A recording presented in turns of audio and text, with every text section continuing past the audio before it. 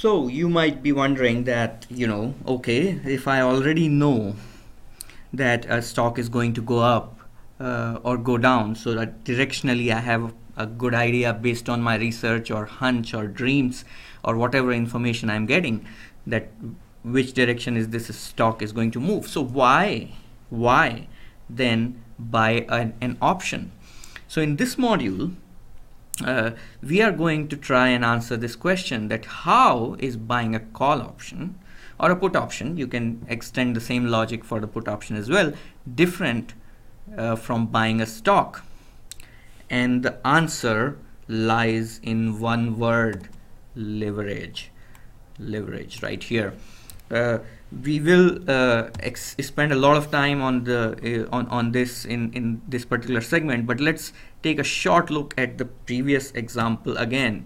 Here you remember that stock price at buy date was $179. The call option at strike 185 was bought for about $5, and the sell target was met on March 12th, which is roughly about 2 months, for a profit of about $1,500.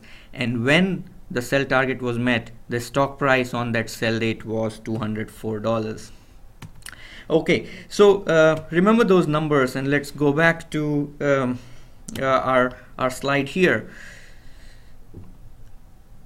And now it will be clear what the meaning of leverage is. If you had bought an option, then by just spending $500 of premium, you as an option buyer control 100 stocks.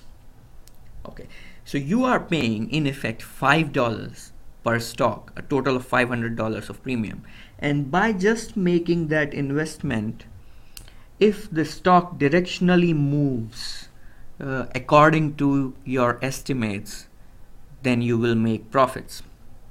On the other hand, if you had just bought the stock outright, let's say you say, okay, I'll buy 100 stocks. How is that different? Well, the difference is that you would have spent $179 multiplied by 100, which is $17,900 to control those 100 stocks. That's the first key difference. So your investment on the trade goes up from just $500 in case of buying an option to $17,900. Remember that. Okay, now how does the trade move? Let's look at that here. So the table here gives you the comparison between these two scenarios. The first scenario being, if you buy the 100 stocks of IDXX and you say, okay, I'm looking at 10% stop loss, because typically when you buy a stock, you do not want to lose more than 10 to 15% of your money. So let's hypothetically think that we have a 10% stop loss target here. The second scenario is if you buy one call option contract. Now look at it. Now let's look at every single row of this table. So your investment in case of buying a stock is $17,900. In case of buying one call option contract, is $500. Now what happens to your profit? Okay, you make more profits. Okay, voila. In case of if you buy the stock, why did that happen? Because on March 12th, the price of the stock was $204. So you make all the difference between 179,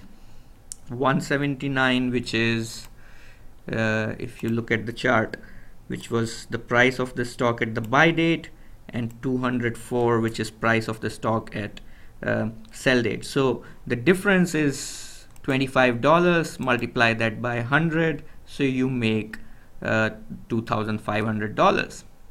But if you just bought one call option contract, your profits, as we understood in the last chapter, was about $1,500, which seems less.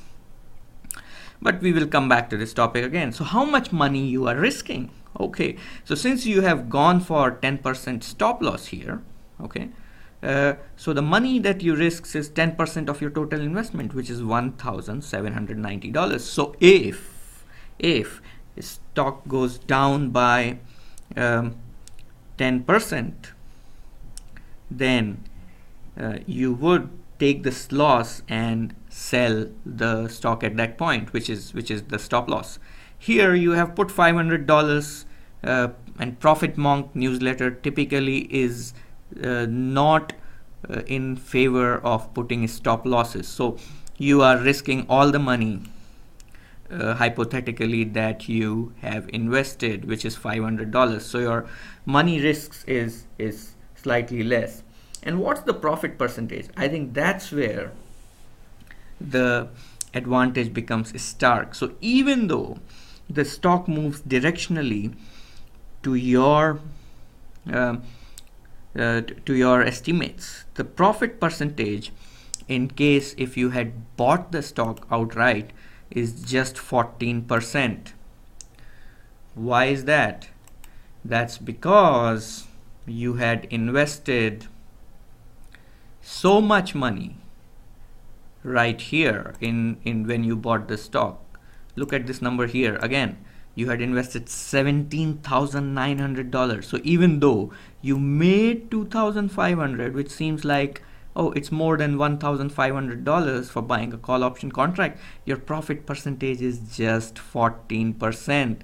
What happens for buying a call option contract? Well, your profit percentage shoots up because your original investment was only $500. See here as well, and you sold the contract for about $2,000. Here $20 per stock, and your profit was $1,500. So buying an option in effect leads to two things: much higher profit potential and lower risk to capital.